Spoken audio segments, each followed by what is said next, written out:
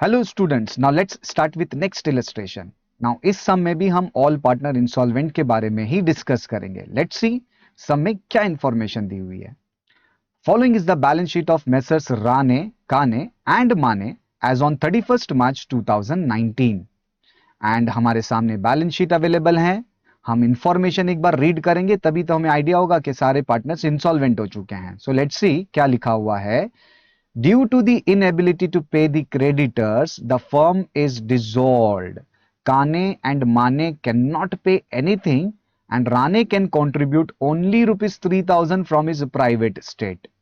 मतलब ये इंफॉर्मेशन से हमको ये आइडिया हो जाता है कि सारे के सारे पार्टनर्स क्या हो चुके हैं। यस, इंसॉल्वेंट हो चुके हैं। सो अब हमें जो भी अकाउंट प्रिपेयर करने होंगे तो उसके लिए हम देखते हैं बैलेंस शीट भी। तीन अकाउंट तो हमेशा जो प्रिपेयर करना है वो तो होगा ही, जैसे realisation account, partners capital account and sum में कैश दिया हुआ है तो कैश अकाउंट। देन उसके अलावा हमें सन्ड्री क्रेडिटर्स एंड रानेज लोन, ये दो अकाउंट दिखाई दे रहा है। सो बच्चा, पॉइंट टू बी रिमेंबर, जब कभी भी पार्टनर्स लोन दिया होगा एंड ऑल पार्टनर इंसॉल्वेंट होंगे, सो पार्टनर का जो लोन होगा वो ट्रांसफर हो जाएगा तुम्हारा पार्टनर्स कैपिटल अकाउंट में। इसका मतलब ये, हमें पार्टनर्स लोन अकाउंट प्रिपेयर करने का जरूरत नहीं है। सो हम सिर्फ और सिर्फ एक्स्ट्रा में क्या प्रिपेयर करेंगे, sundry creditors account and deficiency account. So जैसा कि हमने डिस्कस किया, हम पहले वो फॉर्मेट रेडी कर लेते हैं। सो हमारे स्क्रीन पे सारे फॉर्मेट आ चुके हैं। सो स्टार्ट कहां से करेंगे। लाइबिलिटीज में जो कैपिटल बैलेंस है राने और काने, वो जाएगा पार्टनर्स कैपिटल अकाउंट के क्रेडिट साइड में। एंड माने का पैसा दिया हुआ है असेट्स में, तो असेट्स डेबिट बैलेंस होता है तो डेबिट साइड में चला जाएगा to balance brought down 20,000 rupees. ऐसे ही असेट्स में कैश है, so this cash is transfer to cash account debit side. And liability में हमने क्रेडिटर्स अकाउंट प्रिपेयर किया है तो क्रेडिटर जाएगा क्रेडिटर्स अकाउंट के क्रेडिट साइड में। एंड रानेज लोन हमने कहां ट्रांसफर करने का डिस्कशन किया था, यस, पार्टनर्स कैपिटल अकाउंट के क्रेडिट साइड में। बच्चा वंस अगेन ध्यान से सुनो, जब कभी भी ऑल पार्टनर इंसॉल्वेंट होंगे तो हमें पार्टनर्स लोन को उसके रेस्पेक्टिव कैपिटल अकाउंट में ट्रांसफर करना होगा। इसी के साथ अब हम जो देखते हैं, असेट्स के कुछ आइटम्स बचे हुए हैं जिसका पोस्टिंग करना है तो वो सारे जाएंगे रियलाइजेशन अकाउंट के यस डेबिट साइड में। तो लिखेंगे to sundry assets account, furniture, debtors and stock, क्योंकि बाकी जो है कैश और कैपिटल वो ऑलरेडी ट्रांसफर हो चुके हैं। इन सब का टोटल आउटर कॉलम में लिखते हैं जो कि कितना होता है 94,000 रुपीज। इसी के साथ हमारा बैलेंस शीट के जितने भी आइटम्स थे उन सब की पोस्टिंग हो चुकी है। नाउ लेट्स सी कि अब नीचे इंफॉर्मेशन क्या दी हुई है। Due to the inability to pay the creditors, the firm is dissolved. काने एंड माने cannot pay anything. कुछ भी पैसा नहीं आया उनसे। बट एक बंदे ने अपने को कुछ तो दिया, जो कि है Rane can contribute only 3,000 from his private state. भाई जो आता है वो ले लो। 3,000 रुपया किससे आ रहा है, राने से आ रहा है। पैसा आ रहा है, इसका मतलब कैश अकाउंट के डेबिट साइड में चला जाएगा because debit what comes in. And Rane is the giver, तो राने के क्रेडिट साइड में चला जाएगा बाय कैश 3,000 रुपीज। नाउ आगे देखते हैं क्या इंफॉर्मेशन है। Stock realise rupees 30,000, debtors realise 32,000 and furniture is sold for rupees 2,000। बचा लोग असेट्स को बेचा, मतलब इनकम है, तुम सबको पता है रियलाइजेशन अकाउंट के कौन सी साइड लिखना है।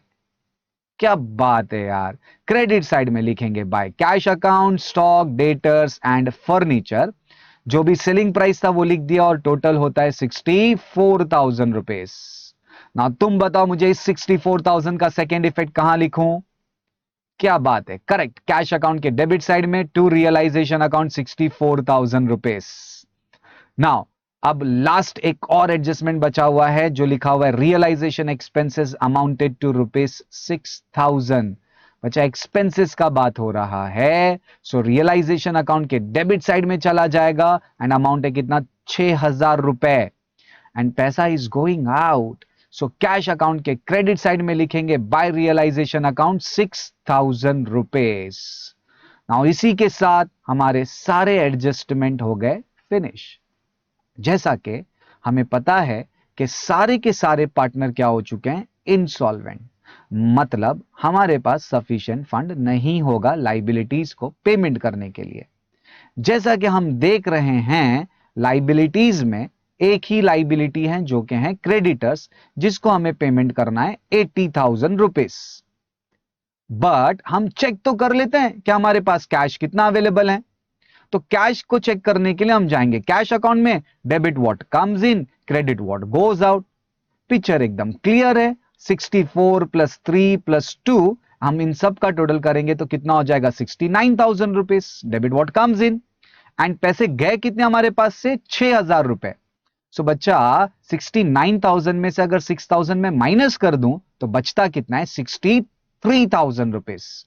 मतलब हमको देना है लाइबिलिटी 80,000 रुपीज, बट हमारे पास कितने पैसे अवेलेबल हैं, 63,000 रुपीज। तो ऑल पार्टनर इंसॉल्वेंट हो चुके हैं, हम कुछ कर नहीं सकते हैं, जो पैसे अवेलेबल हैं वो दे दो।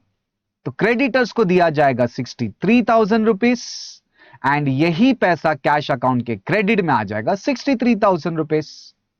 एंड इसी के साथ हमारे पास जो भी पैसे थे सब खत्म। तो देखो ना, कैश अकाउंट हो जाएगा टैली 69,000 से। नाउ क्रेडिटर्स अकाउंट में बैलेंस दिखाई देगा क्योंकि उसको फुल पेमेंट नहीं हुआ है। सो 80,000 रुपीज दोनों साइड लिखा तो बैलेंस कितना आता है, 17,000 रुपीज, जो कि डेबिट साइड में दिख रहा है, जो ट्रांसफर होगा कहां पर, डेफिशिएंसी अकाउंट में। एंड डेबिट से जाएगा सीधे क्रेडिट में by creditors account 17,000 rupees. Now अब क्लोज करेंगे realisation account. Now realisation account साफ साफ है कि डेबिट साइड ज्यादा है जो कि 1 लाख रुपीज है। 64 माइनस किया तो 36,000 बैलेंस आता है। सो ये 36,000 रुपीज का पूरा लॉस है। ये लॉस जाएगा तीनों में, राने, काने एंड माने में। एंड डिस्ट्रीब्यूशन आ जाएगा 12, 12 एंड 12,000 रुपीज, क्योंकि इक्वल पार्टनर्स हैं। एंड यही बैलेंस तुम्हारे रियलाइजेशन से जाएगा पार्टनर्स कैपिटल के डेबिट में, तीनों के अकाउंट में 12,000 ईच। नाउ अब क्लोज करेंगे हम लोग पार्टनर्स कैपिटल अकाउंट। सो बच्चा एकदम साफ है, राने का क्रेडिट साइड ज्यादा है जो कि अमाउंट आता है 33,000। 12,000 रुपीज डेबिट का माइनस किया तो बैलेंस हो गया 21,000 रुपीज।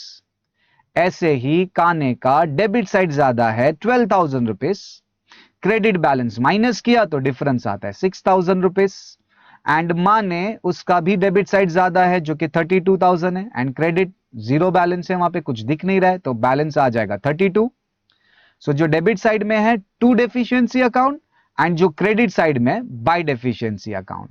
एंड बचा ये जो पैसा है, ये पैसा ट्रांसफर होगा डेफिशिएंसी अकाउंट में, जो डेबिट साइड आया वो जाएगा क्रेडिट में एंड जो क्रेडिट साइड आया वो जाएगा डेबिट में।